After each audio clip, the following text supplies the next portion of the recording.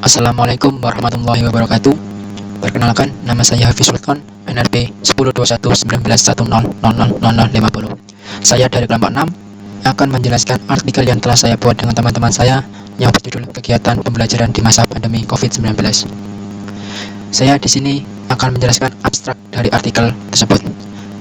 Pandemi COVID-19 telah mengganggu proses pembelajaran secara konvensional, maka diperlukan solusi untuk menjawab permasalahan tersebut. Pembelajaran secara daring adalah solusi alternatif yang dapat mengatasi masalah tersebut. Tujuan dari karya tulis ini adalah untuk mendapatkan hasil dan informasi mengenai keefektifan atau pembelajaran online via daring di masa pandemi COVID-19 dan juga mengetahui sisi positif dan negatif dari pembelajaran online. Manfaat dari pembelajaran online di masa pandemi COVID-19 adalah kita tidak terkena serangan virus COVID-19 dan lebih terjaga dari bahaya virus tersebut karena kita berada di rumah dan juga mematuhi himbauan pemerintah. Mahasiswa dan para murid telah memiliki fasilitas-fasilitas dasar yang dibutuhkan untuk mengetahui pembelajaran daring. Pembelajaran daring memiliki fleksibilitas dalam pelaksanaannya dan mampu mendorong munculnya kemandirian belajar dan motivasi untuk lebih aktif dalam belajar.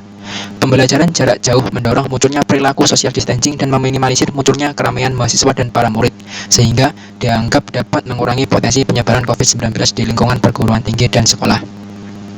Lemahnya pengawasan terhadap mahasiswa dan murid, kurang kuatnya sinyal di daerah pelosok, dan mahalnya biaya kuota adalah tantangan tersendiri dalam pembelajaran daring. Meningkatkan kemandirian belajar, minat dan motivasi, kepandaian mengemukakan gagasan dan pertanyaan adalah keuntungan lain dari pembelajaran daring. Itu tadi adalah abstraksi dari artikel yang telah saya buat dengan teman-teman saya. Selanjutnya saya akan menjelaskan tentang latar belakang dari artikel tersebut. Pandemi COVID-19 merupakan musibah yang memilukan seluruh penduduk bumi. Seluruh segmen kehidupan manusia di bumi terganggu, tanpa kecuali pendidikan. Ribuan sekolah di negara lain, termasuk Indonesia, menutup sekolah sebagai upaya untuk menghentikannya penyebaran COVID-19. Tanggapan UNESCO sebagai lembaga yang bergerak di bidang pendidikan sangat menyetujui pelaksanaan pembelajaran dengan menggunakan wadah daring upaya pembelajaran jarak jauh, sehingga pembelajaran dapat dijangkau oleh murid dimanapun berada. Perubahan dari pelaksanaan pembelajaran dalam kelas hingga pelaksanaan pembelajaran dalam jaringan ini yang berperan sebagai aktor terpenting ialah guru dan pendidik karena mereka adalah pengendali dalam proses pembelajaran. Pengaplikasian pembelajaran daring ini adalah bukti dari revolusi industri 4.0, di mana pengaksesan teknologi tidak terbatas, sehingga memungkinkan pelaksanaan pembelajaran daring atau jarak jauh. Untuk memutuskan mata rantai penyebaran COVID-19, diperlukan kerjasamanya semua pihak dalam mengatasinya. Upaya yang dilakukan pemerintahan adalah tidak berkerumun dalam keramaian, tidak pergi ke pasar, tempat perolahragaan, tempat budaya, dan lain sebagainya. Serta masyarakat yang bekerja di kantor diusahakan untuk melakukan pekerjaan di rumah saja atau biasa yang disebut dengan work from home.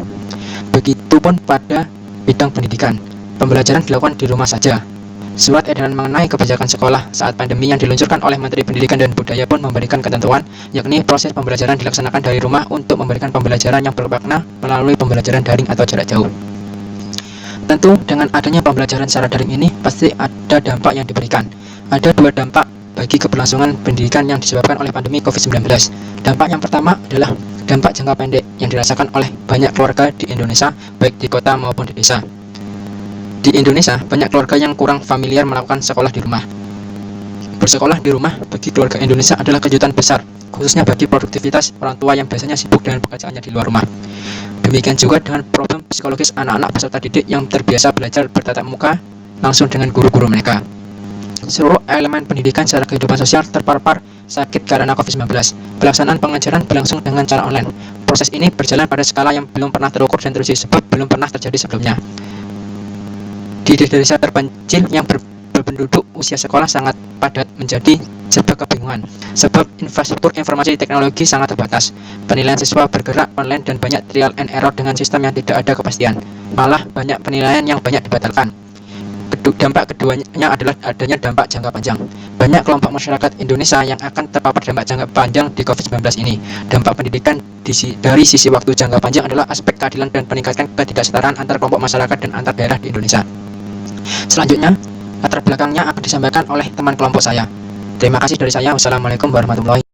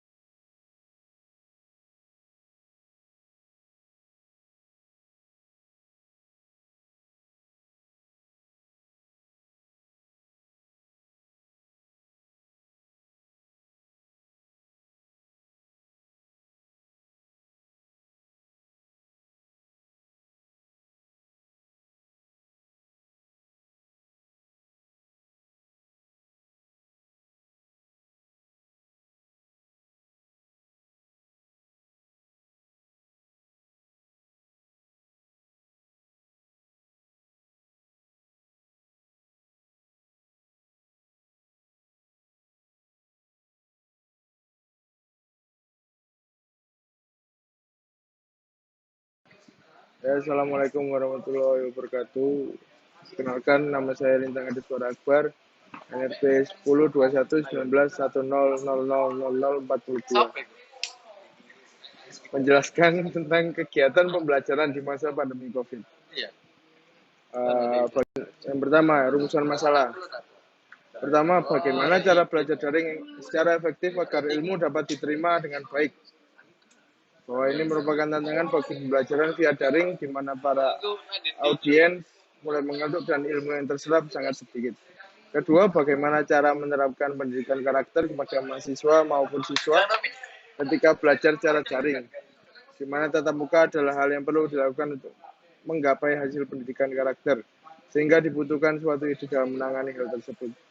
Yang ketiga adalah apa yang harus dilakukan agar bisa mendapatkan ilmu keprofesian jika selalu menggunakan sistem daring, di mana dibutuhkan suatu praktikum yang hanya bisa dilakukan via luring.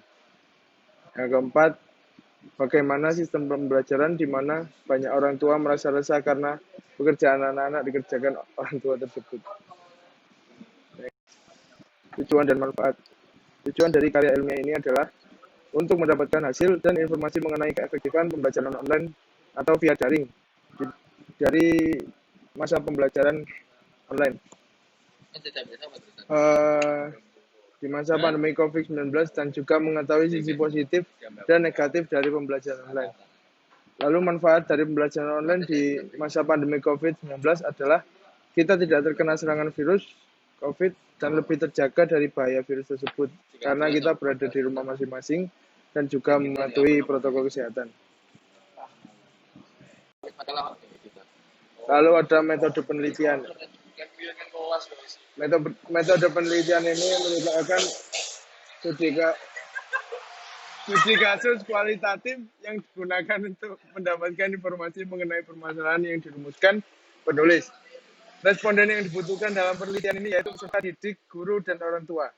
Hasil penelitian menunjukkan bahwasannya dampak COVID-19 bagi semua pihak sangat besar. Minimnya pengetahuan mengenai penggunaan teknologi dan pengeluaran yang cukup besar menjadi kendala proses pembelajaran yang berlangsung. Dan yang terakhir, pembahasan coronavirus disease atau COVID-19 kini menjadi pandemi yang sangat serius dan berbahaya di seluruh penjuru dunia. Warga negara kini diwajibkan untuk stay at home sebagai salah satu pilihan bentuk upaya pencegahan penularan virus corona. Pemerintahan benar-benar ketat dalam menindaklanjuti hal ini. Namun, jika kegiatan bersekolah sudah diliburkan untuk sementara, Menteri Pendidikan dan Kebudayaan Nadiem Makarim telah mengeluarkan surat edaran pelaksanaan pendidikan dalam masa darurat COVID-19 pada 24 Maret lalu, di mana salah satu kebijakannya yaitu menetapkan bahwasannya proses belajar untuk sementara dilakukan secara online dari rumah masing-masing. Ya, sekian, terima kasih.